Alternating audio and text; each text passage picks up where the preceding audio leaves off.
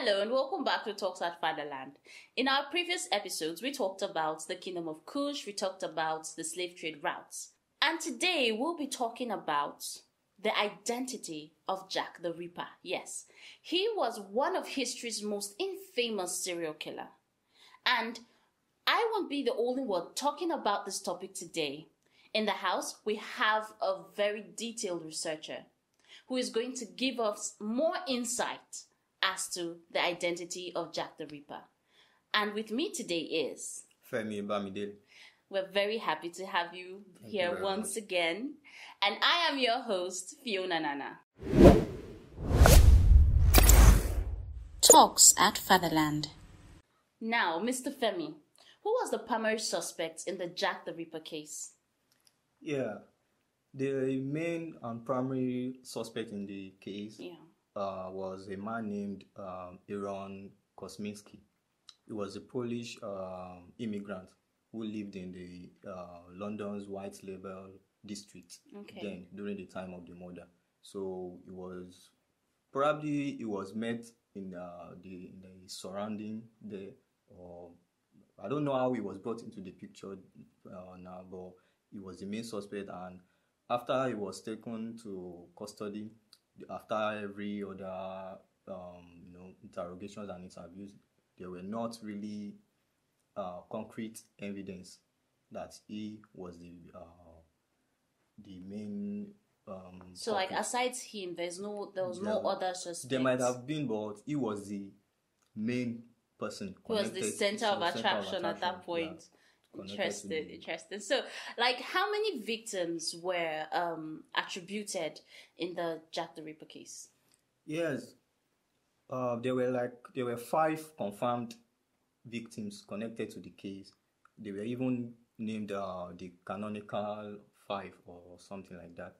They were given a name, mostly they were females. So they were. I think some of them are Mary Jane Kelly. Okay. Catherine Eddowes. There was Elizabeth Stride, and I think to mention a few. Those are some of the people mentioned there. But some experts also believe that there might have been more victims, but those 5 were they were the documented people. They were people that were known. Okay. So we want to know, like, why was his identity so difficult? Yeah, it's been let me say centuries ago now. So there were several factors contributed to the difficulty of being to getting identifying him. Okay. Yeah. So one of the reasons was the forensic experiment that they do now, to analyze evidence. Yeah, it wasn't. It was back then. It wasn't there. It was available, but it was in the early stage.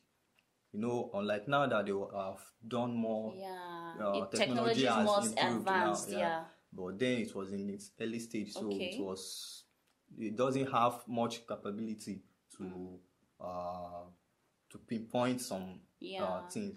Also, another one is that the suspect, or let me say the person who did that crime, he left very few clues.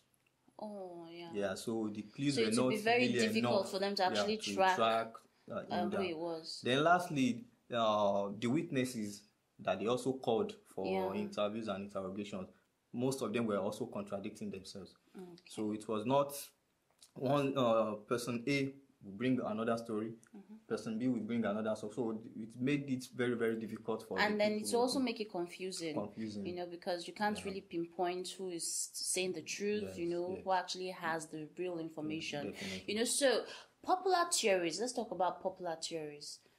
Yeah, there are several theories and suspects that have been brought up since the crime. Okay. And some of the suspects that have been brought in were one Montague John Druitt and Sir William Gall. Even some of the royal family members were also brought in as suspects, for interrogation. Yeah. But